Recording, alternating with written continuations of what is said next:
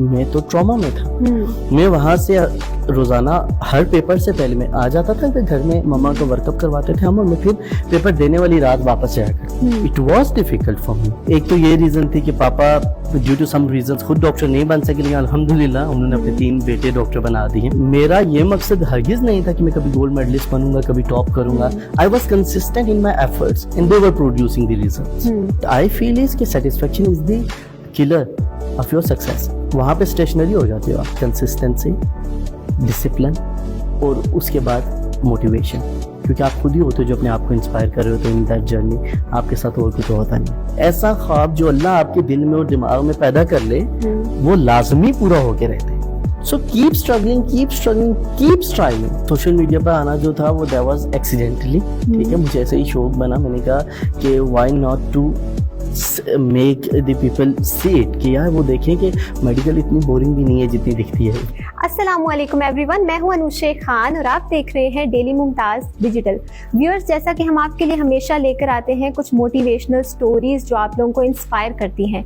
आज मेरे साथ मौजूद है एक ऐसी ही पर्सनैलिटी जिनका ताल्लुक आज़ाद कश्मीर से है और इन्होंने अपने MBBS के एकेडमिक करियर में कॉन्टीन्यूसली 5 साल टॉप किया है।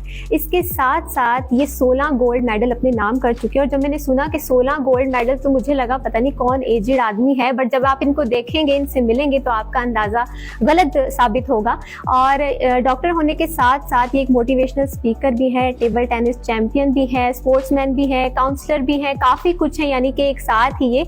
तो मुलाकात करवाते हैं आपकी डॉक्टर मोहम्मद अली जफर खान से। अस्सलाम वालेकुम सर। अस्सलाम वालेकुम। कैसे हैं आप? बिल्कुल ठीक है। बहुत शुक्रिया हमें वक्त देने के लिए। हाँ, यू आर वेलकम। अच्छा, सबसे पहले हम स्टार्ट करेंगे आपके बचपन से। बचपन से शौक था डॉक्टर बनने का या फैमिली प्रेशर था, क्या था? अच्छा, प्रेशर तो बिल्कुल भी नहीं था, और जहाँ तक सवाल है शौक का, तो मैं एस्ट्रोनॉमी में जाना चाहता था। ऑलराइट, ठीक है, but it was my father जो डॉक्टर बनना चाहते थे।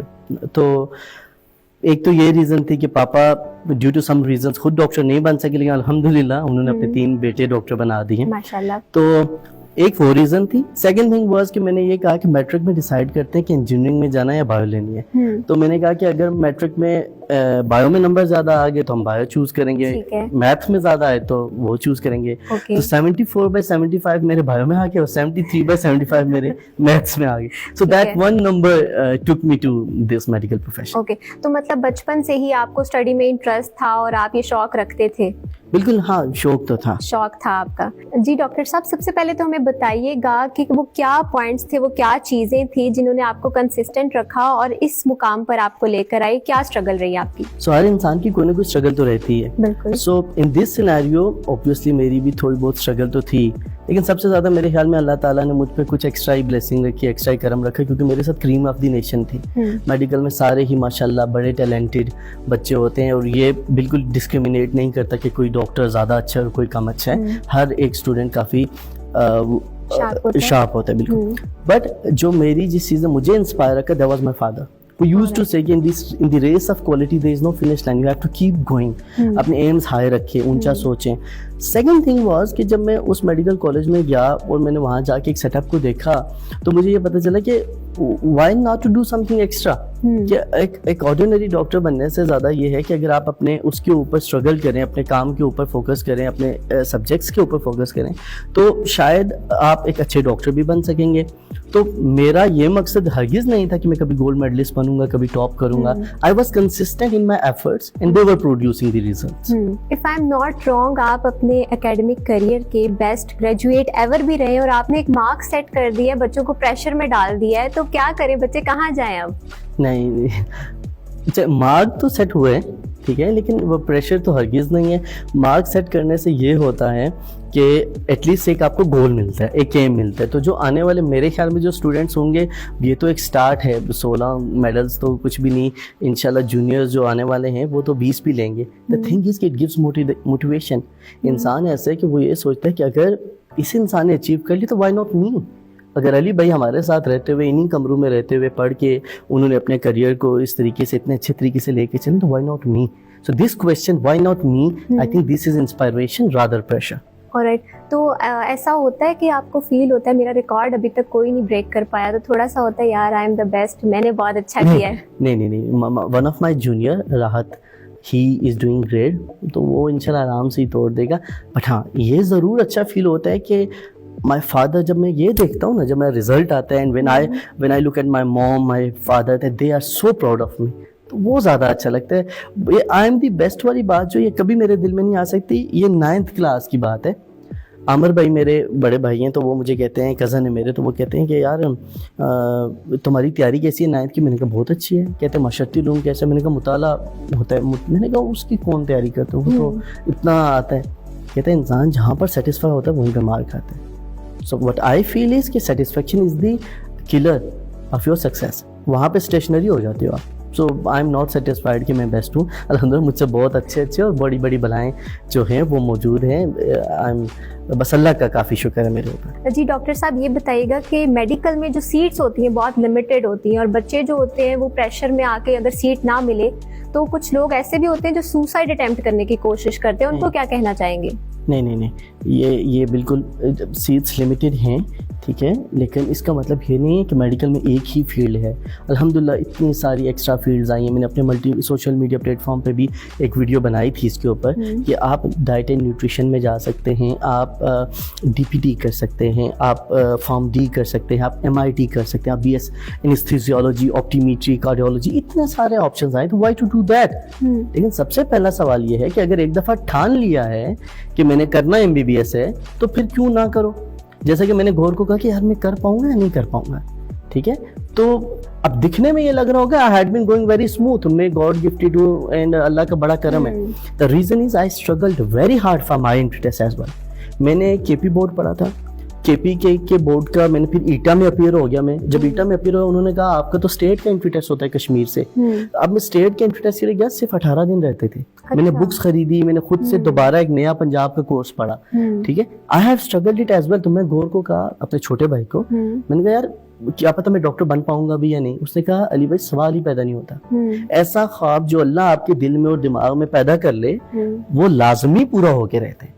So keep struggling, keep striving, ठीक है। Steadfast रहें, consistent रहें, that's the key to success. Okay, if I'm not wrong, आपके siblings जो हैं वो भी उनमें से one of them or two of them वो भी मेडिकल पढ़ रहे हैं? बिल्कुल अल्हम्दुलिल्लाह, 2 of my brothers they are also doctor, अल्हम्दुलिल्लाह। ठीक है डॉक्टर साहब, ये बताइएगा कि आप सोशल एक्टिविस्ट भी हैं, सोशल मीडिया पे कैसे आना हुआ और किस तरह मैनेज करते हैं इसको?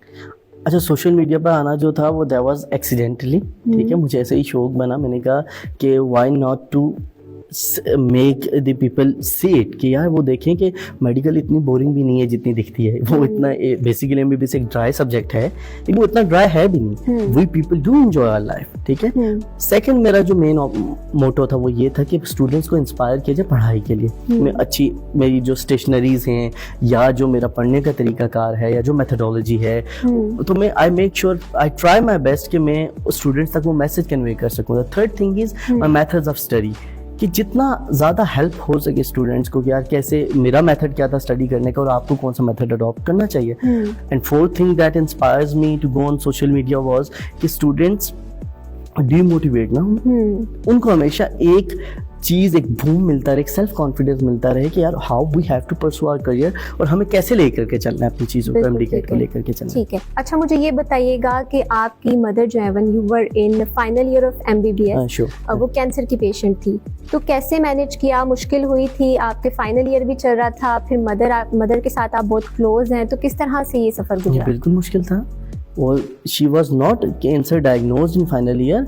हुआ इस तरीके से था, मैं मेडिसिन के पेपर दे चुका था, मम्मा को दर्द निकला था पेट में, ठीक है। तो मेरे छोटे जो सिबलिंग है डॉक्टर गौर, उन्होंने जाके मम्मा का वर्कअप करवाया था और फिर हमें एक रसोली मिली और फिर कैंसर डायग्नोज हुआ। तो मैं at that time I was in moment of grief, मैं तो ट्रॉमा में था। मैं वहाँ से रोजाना हर पेपर से पहले मैं आ जाता था कि घर में मम्मा का वर्कअप करवाते थे हम, और मैं फिर पेपर देने वाली रात वापस जाया करता। It was difficult for me, it wasn't easy.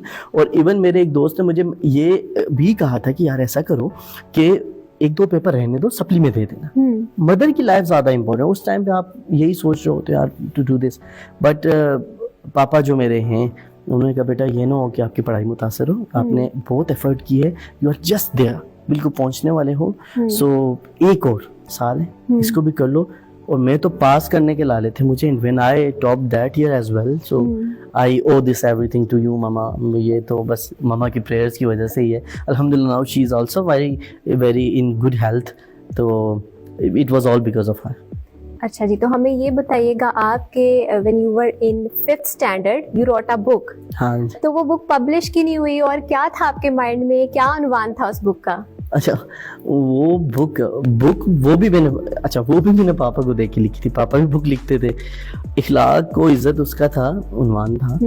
Publish क्यों नहीं हुई बस कि उसके बाद कुछ घर के इश्यूज आ गए थे, मेरी पापा की तबीयत खराब हो गई थी। फिर जब मैं 7th स्टैंडर्ड में आया पापा फिर यूके चले गए, और फिर जब मैं 8th स्टैंडर्ड में आया मैं जब दोबारा वो बुक पढ़ी तो मुझे काफी चाइल्डिश सी लगी। ठीक है, सो आई थॉट कि उसको ना ही किया जाए। Okay, now we have a rapid fire round जो हम डॉक्टर साहब से खेलेंगे और आपको क्विकली इसका आंसर देना है, सोचने का टाइम नहीं है बिल्कुल भी। ठीक है, आपने मुझे बताना है योर आइडियल पर्सनैलिटी और उसकी क्या बात सबसे अच्छी लगती है। अच्छा, बीइंग मुस्लिम आइडियल पर्सनैलिटी हज़रत मोहम्मद सल्लल्लाहु अलैहि वसल्लम, but in current era I would go for Elon Musk. और उसकी बात मुझे ये अच्छी लगती है कि ही नेवर सेज नो, वो जितना भी फेलियर होता रहे ना, ही always keeps on going. Hobbies में गिटारिस्ट हूँ और बहुत बुरा वोकलिस्ट हूँ, और इसके अलावा मुझे घूमना पसंद है। I am a good traveller. Favourite influencer? Favourite influencer Sandeep Maheshwari. Favourite subject? Favourite subject pathology. Okay, what do you like in these? ठीक है, आपने मुझे बताना है इनमें से आपको ज्यादा क्या पसंद है, दिस और दैट। बिरयानी और कढ़ाई? बिरयानी। चाय और सॉफ्ट ड्रिंक्स? चाय। इंस्टाग्राम और टिकटॉक? इंस्टाग्राम। डॉक्टर या सोशल मीडिया? डॉक्टर। ओके, सबसे पहले तो हमें प्राइमरी एजुकेशन के बारे में हमने रिसर्च किया, हमें पता चला है, तो हमें बताइए कि MBBS में स्पेशलाइजेशन किस में करना चाह रहे हैं आप? हम नेक्स्ट स्पेशलाइजेशन का शौक तो अल्लाह बेहतर जानता है, इंशाल्लाह इंटरवेंशनल कार्डियोलॉजी में फिलहाल मैं सोच रहा हूँ कि I will go for that. Good. और any advice for young generation, upcoming generation? बिल्कुल, अपकमिंग जनरेशन के लिए I have 3 words for you people. सबसे पहला, stay consistent in your efforts, no matter fruit आ रहा है या नहीं आ रहा। सेकंड, डिसिप्लिन, अपनी रूटीन सेट करें, अपने आप को सेट करें। When I was preparing for USMLE, जो US का स्पेशलाइजेशन एग्जाम है, तो मेरे ख्याल में इन 3 चीज़ों ने मुझे हेल्प किया, कंसिस्टेंसी, डिसिप्लिन और उसके बाद मोटिवेशन, क्योंकि आप खुद ही होते हो जो अपने आप को इंस्पायर कर रहे हो, तो इन दैट जर्नी आपके साथ और कोई तो होता नहीं। ठीक है, थैंक यू सो मच, आपने हमें टाइम दिया। Thank you for this lovely conversation. जी व्यूअर्स, ये था हमारा आज का प्रोग्राम। आई होप आप लोग को बहुत ही ज़्यादा पसंद आया होगा। हमें अपने कमेंट सेक्शन में अपनी ओपिनियन से ज़रूर आगाह कीजिएगा। इस तरह के मजीद इंस्पायरिंग और मोटिवेशनल स्टोरीज देखने के लिए देखते रहिए डेली मुमताज़ डिजिटल। अब तक के लिए अपनी होस्ट अनुशे खान को दीजिए इजाज़त। खुदा हाफिज़।